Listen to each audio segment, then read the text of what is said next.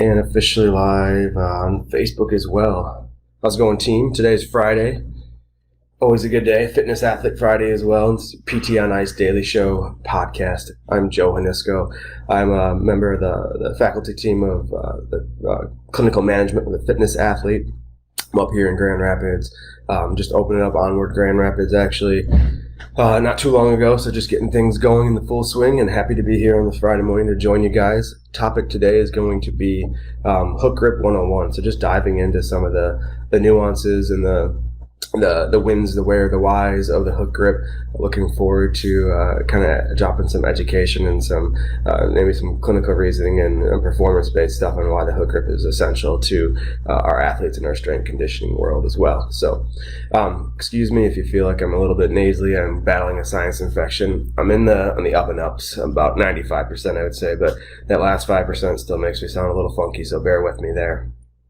Before we get going, though, let's go over some of the courses that we have coming up. We like to keep you guys in the loop about what we have going on. So this weekend, pretty busy weekend for us. It looks like we have 2 or 3 courses going out in we have 2 out in California alone. Cervical team is out in Santa Barbara. Semi Valley has lumbar thrust team going there. So California's swamped with the ice team right now. And I know my buddy Mitch is taking CMFA out to the East Coast, and he'll be out in Delaware. They're always, it's a great course. All 3 courses, fantastic. I know Mitch has been working on bulking up, so if anybody sees him out there in Delaware, make sure you let him know he's looking big. He's been putting some time into that too. He loves it. So upcoming courses, we also have live courses coming up at the end of July. We kind of take a little bit of a break here with the holiday season coming up. We're dropping, Charlotte's got a course coming up with the spine team, as well as out in Santa Barbara again.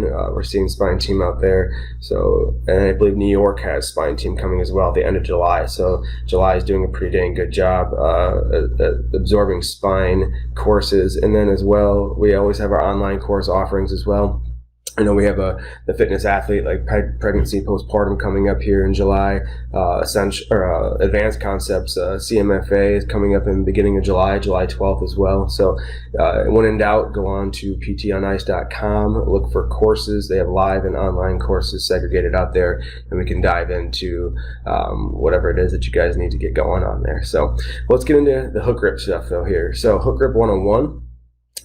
Just starting out, basically, I want to make sure we cover what the hook grip is, why people are using it, get into some of the nuances and some of the details of why it's an mechanically effective grip. But for those who don't know, the hook grip is a grip that we use on a barbell to improve our strength of our grip and overall improve our performance and our mechanics with or on the barbell. I would say it's a very technical grip, but yet once you figure it out and get things going, it's actually quite simple, and I find that I'm using it almost all the time now. So if I had to compare it to anything, I think hook grip would be compared to like a Sour Patch Kid. For those who have never used it before, it's a little sour. It's not fun when you first get into hook gripping. It's a little uncomfortable on the thumb and on the nail bed of the finger sometimes. It just feels a little bit unusual. It's kind of like a new golf swing. When you get the right grip in a golf swing, typically it doesn't always feel right, but it usually ends up being the better performance benefit for us. So it's sour up front, but it's sweet in the end. It can be a game changer in terms of our performance in moving a barbell. So I guess the best way to kind of get after it right now is to just look into the technicalities of what it actually looks like. So I got a PVC pipe here, or a dowel behind me, that I kind of wanted to demonstrate this with. So in your traditional grip, if we look at, if you guys are live or if you're going to be watching this recording, it'll help maybe to have the visuals there. But a traditional grip, we get the fingers wrapped around the bar and the thumb just kind of overlaying on top of it there. So this seems like it would be fairly secure grip, and it's not the worst thing in the world, obviously. It's how our hand was designed to be used. But in a hook grip, what we're actually going to do is take and kind of compress the tissue of our palm first. That's step number 1. I'm pressing into the bar, kind of depressing that thenar eminence and the pad around my thumb. And then we're going to wrap the thumb down and across that bar. So we're going horizontally and I guess parallel with the bar itself, but thumb is kind of coming across, and then the fingers will wrap on top of that thumb. So my thumb gets buried in the grip of a hook grip there. It's covered up by maybe pointer finger, middle finger. If you have a long thumb, you can get ring finger on there, and that's kind of a nice caveat to go after. That if you look at people hook gripping, depending on the size of their hand, their palm size, their length of their thumb, their length of their fingers, you're going to see different variants of what this hook grip looks like. So from what I've read and seen, really the goal is that if you can at least get that pointer finger, the pad of that pointer finger, kind of wrapped around the top of the nail, that the thumb bed of that nail there, you got it locked in. So the more the merrier. I like to encourage getting as much fingertips around the thumb as we can. I think that's going to make that grip feel more secure. But it really, our goal is that we just need to get a couple of those, or the tips of that finger around the thumb there. So pretty much, I don't think I've ever seen anybody who isn't capable of doing it. I don't have the world's biggest hand. Probably pretty average size, and on a men's barbell, I can get pointer finger and most of my middle finger to touch or to cover the thumb, which really is all you really need to be effective with that there. So that's kind of what it looks like, and I'll use the PVC pipe maybe again later just to demonstrate a few things. But I guess what's more important than too is that, because not everybody's, people have heard of the hook grip before, maybe have seen it before, but why does it work and why are we encouraging people to use it? So I think the first thing that makes it unique is that what we're looking to do with a grip is to control the barbell. And by using that hook grip and getting the thumb down and across the bar, we actually have a direct contact point of the thumb pressing right into the bar. So that presses the bar into the palm of the hand. It's sort of a locking mechanism or a hook mechanism that we can create there that is unique compared to just a regular grip where we're using just the pads of our hands and fingertips to kind of cylindrically cover the bar. So in that hook grip, the thumb is the vital,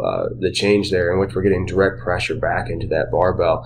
And that's one unique contact point. And then when you add a second point to that of wrapping the thumb or the fingers around the thumb, we're adding two direct contact points right directly into the bar. So ultimately, when you think about it, as we start to pick a bar up off the ground, that bar is going to, with gravity, want to go back down towards the floor. And if I can get 1 + 2 direct contact points into that bar versus maybe just one with a regular grip, you're securing the grip and you're increasing the strength and the output of the mechanics of that grip there. So that's definitely probably the unique difference between the regular grip and the hook grip, and why performance-wise right off the get-go we're seeing a change. But there's more to it than that too.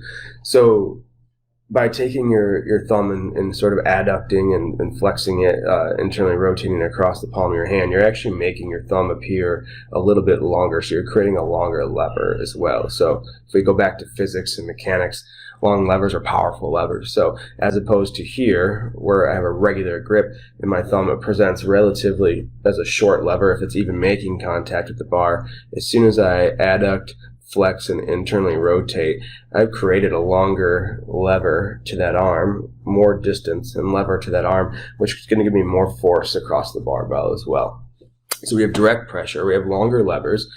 And then another unique performance thing, especially with Olympic lifting, is that by taking our thumb into that hook grip position, in our hand in that hook grip position, we can create more internal rotation. So internal rotation is something that we preach like in our CFMA courses, and you'll see strength conditioning and Olympic lifting coaches preach internal rotation of the upper extremity with Olympic lifting, because we know that when our shoulder and our rest of our upper extremity are locked into internal rotation, that creates a stiffness and a tension through the arm that allows us to reproduce and control and have better power output as well. So it's kind of cool to see.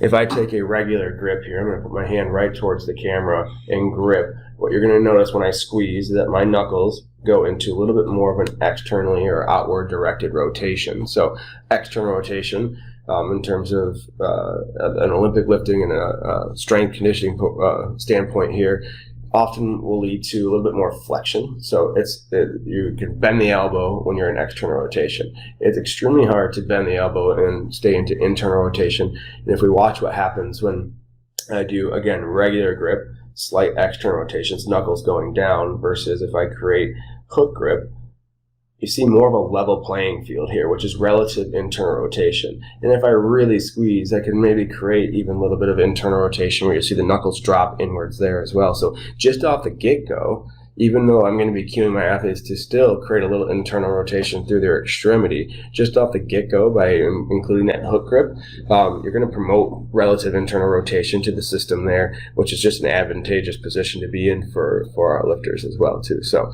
we have direct pressure into the bar. We have longer lever of the thumb, and our thumb is an opposable thumb, and it should be used for a reason. If we can create longer levels, we can increase mechanics and power in that thumb. We lead to relative internal rotation with the hook grip, which allows us to increase tension and then for power output. And then honestly, if we look at just then research and outcomes of using the hook grip, a lot of research is going to show consistent findings that using a hook grip versus a regular just double overhand grip there, that you're going to see even with experienced lifters, increases in one rep max capabilities, like in power clean, for example, and also peak velocity. So ultimately, if we want to get the bar off the floor, moving into a clean, for example, or a snatch, at some point we need to create velocity and acceleration across that barbell. And when we look at regular grip versus hook gripping, research is pretty consistently showing that hook grip leads to performance outcomes that are also advantageous as well. So quite a few different things, and there's more that you can dive into, but I kind of picked out the big ones that I think of why we have our athletes using the hook grip and why it's a performance advantage for them too. So we talked about what it is, what it looks like, about when to use it would be our next step to kind of cover here. So frankly, I would say if anybody is interested in getting to Olympic lifting, for sure, it needs to be exposed to them early on. And so Olympic lifters are probably the ones who are using this most frequently, but because CrossFit covers and uses a lot of Olympic lifting motions in their modalities and their methodology, CrossFitters are often then encouraged and should be looking into using the hook grip as well, even if it's not at one rep max levels where you could theoretically just grab the bar with a regular grip. We get into cycling the barbell, for example, where grip strength and ultimately grip endurance may be coming down into a part of the play of a CrossFit workout. Having an effective and tolerable hook grip is advantageous there as well too. So absolutely in Olympic lifting, strongly encourage, and pretty much an absolute. If I'm working with athletes and they ask, should I be practicing or trying it, it's a yes, they should be trying it. If they're a CrossFit athlete as well, I think you're going to see performance advantages there as well. So the thing about this is that if you're new to it, like I said before, we kind of use the Sour Patch Kid comparison, is that it won't feel good at first. And so at some point you just need to take the dive and go for it. And so there's opportunities just in weightlifting in general to be using hook grips. I've had people use hook grips up to certain percentages in their deadlift. I've had at all levels of practicing cleans and snatches and other barbell movements like that, I've had people using the hook grip. I mean, theoretically, depending on like dumbbells that you have, you could be encouraging just getting used to and building tolerance of the hook grip there as well. So it can almost always be used, and it absolutely should be used in some scenarios like Olympic lifting and cycling a barbell and CrossFit, for example. But the other question then comes up is that, do you always then have to use your hook grip? And I think when you start using it enough, it becomes an almost always scenario.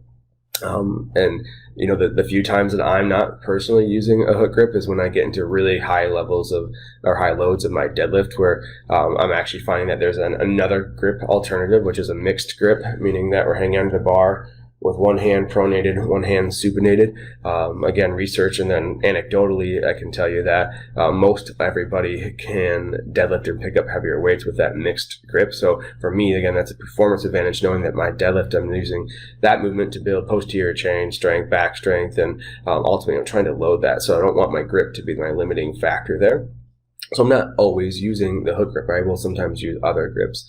I've also seen programming and training done in which coaches are encouraging athletes at lighter loads or moderate loads to maybe not use hook grip to actually work on improving grip strength. So although grip strength outcomes are better with a hook grip, going into a regular grip where you're having to tax the musculature a little bit differently to hang on to that bar can be an effective strategy at making the hand and the grip stronger. But then again, when we go back to performance, if we've already made the hand stronger with just a regular grip, and then we add the performance benefit on top of that, the hook grip, then we can see that there can be an improvement there as well. And so we may make strategic efforts in our training with certain athletes that up to certain percentages, or as we build up to higher loads, that we might encourage the use of just a regular grip to work on intrinsic strengthening of the hand. But again, that's not because it's better. The proof is in the pudding that the hook grip's going to produce a better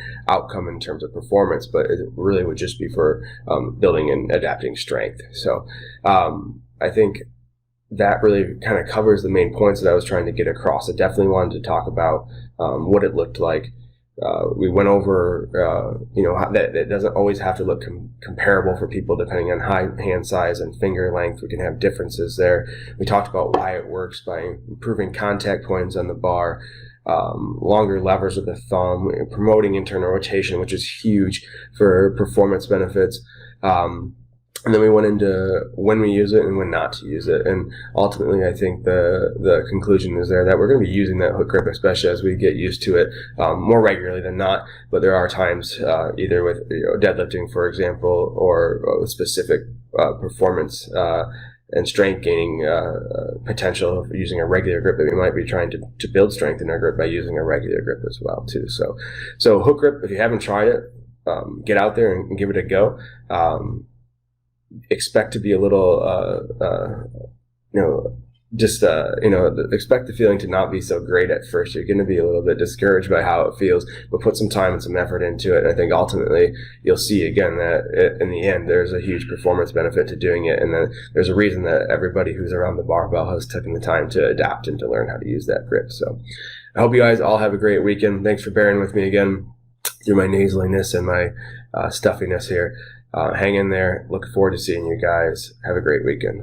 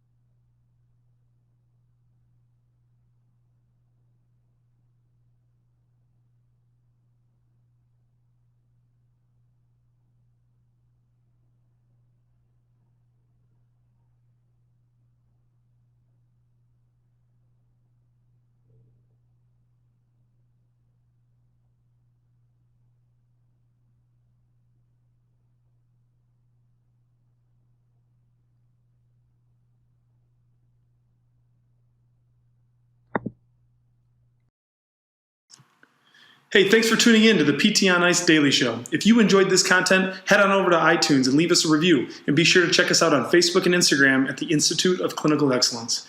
If you're interested in getting plugged into more ICE content on a weekly basis while earning CEUs from home, check out our virtual ICE online mentorship program at ptonice.com. While you're there, sign up for our Hump Day Hustling newsletter for a free email every Wednesday morning with our top 5 research articles and social media posts that we think are worth reading. Head over to ptonice.com and scroll to the bottom of the page to sign up.